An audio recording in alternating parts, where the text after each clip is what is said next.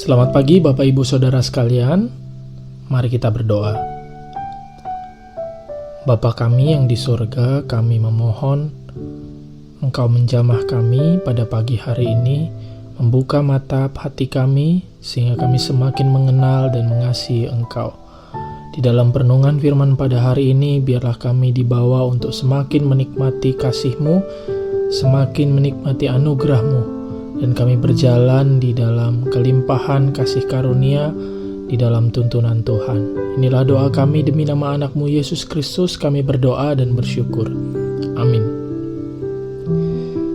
Bapak Ibu jemaat yang dikasihi Tuhan, satu kali saya lihat satu video di Instagram. Ini video seorang hamba Tuhan yang punya anak, dan anaknya itu jalannya bisa dibilang masih belum bisa jalan tegak seperti anak seumurannya dia. Dia anaknya sekarang kalau nggak salah umur 4 tahun, sekitar 4 tahun. Tapi dia masih lemas jalan, ada satu penyakit tertentu.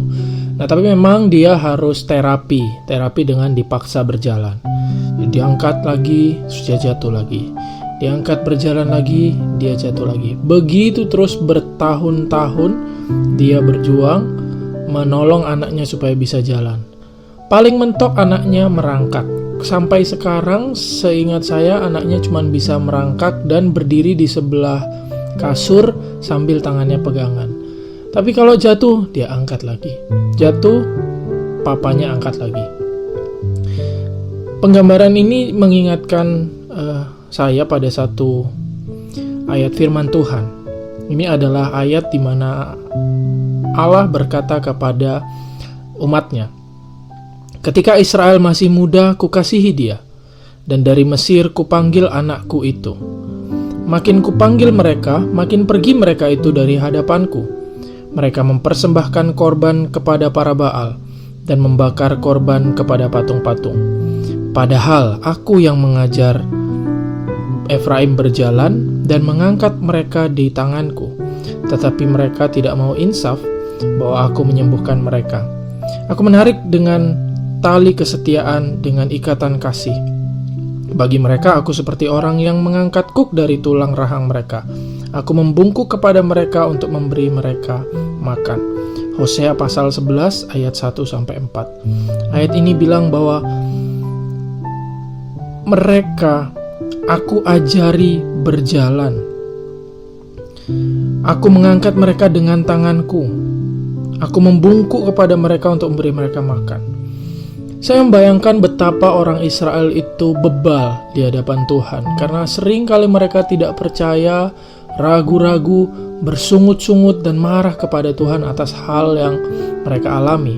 Tapi Tuhan tidak pernah lelah untuk menarik mereka lagi, untuk mengajari mereka berjalan, untuk memberi makan mereka. Saya jadi ingat tentang hamba Tuhan tadi yang punya anak yang dia tidak lelah menarik lagi anaknya berdiri. Misalnya anaknya jatuh lagi, dia angkat lagi berdiri. Jatuh lagi, dia angkat lagi berdiri. Dan seperti itu kan yang terjadi selama kita hidup. Kalau kita melihat ke belakang, seberapa sering kita itu gagal, Tuhan angkat lagi berdiri. Kita jatuh, Tuhan bantu lagi supaya berdiri. Kita tidak percaya, Tuhan angkat lagi supaya berdiri. Kita lemah, Tuhan angkat lagi supaya berdiri. Kita berjalan, terus kita gagal, jatuh, putus asa, Tuhan angkat lagi supaya kita berdiri dan bisa berjalan lagi. Betapa besar kasih karunia Tuhan buat kita, sampai kita ada saat ini sekarang. Tapi kok ya sepertinya nggak setimpal.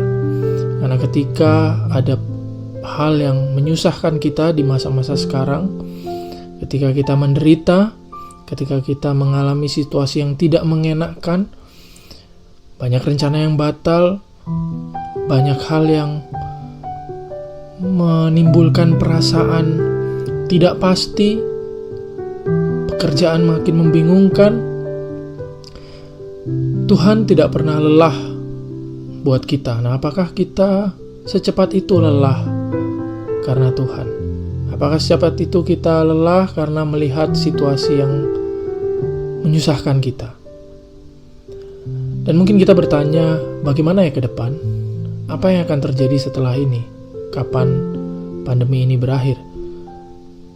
Mungkin kita juga perlu lihat ke belakang, bukan cuma membayangkan apa yang akan terjadi ke depan, tetapi melihat ke belakang, melihat perjalanan hidup kita dan mengingat kembali kisah kasih Allah yang berkali-kali mengangkat kita waktu kita jatuh, waktu kita gagal, waktu kita lemah dan putus asa. Tuhan terus angkat kita kembali, dan Dia tidak berhenti-henti untuk mengangkat kita dan mengasihi kita. Dia tidak akan berhenti mencintai kita dan tidak akan menyerah menuntun kita.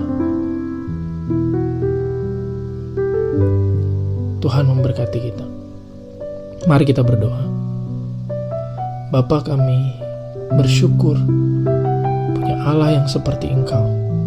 Walaupun kami tidak mengerti apa yang sedang Engkau siapkan ke depan, walau kami tidak mengerti kenapa Engkau mengizinkan banyak hal buruk terjadi pada kami, pada saudara kami, pada orang-orang yang kami kasihi, kami tidak mengerti apa jalan Tuhan, dan kami mulai bertanya, mencoba meraba-raba ke depan. Tetapi kami mau belajar untuk mengingat lagi bahwa Engkau adalah Allah yang tidak henti-hentinya mengangkat kami sehingga kami bisa berjalan lagi, menuntun kami, membangunkan kami ketika kami jatuh. Dan Allah yang tidak henti-hentinya mengasihi kami, itu Allah yang memukau kami, dan hati kami semakin mengasihi Engkau. Terima kasih kami bersyukur punya Allah seperti Engkau. Demi nama anak-Mu Yesus Kristus kami berdoa dan bersyukur. Amin.